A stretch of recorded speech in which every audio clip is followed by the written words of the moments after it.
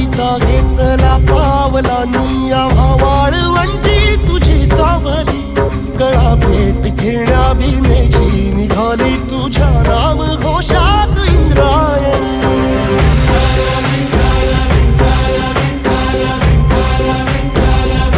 भिडे आसमंती ध्वजा वैष्णवांची उभी पंढरी आज नानावली तुझे नाव ओठी तुझे रूप ध्यानी जीवाला तुझी आस गा लागली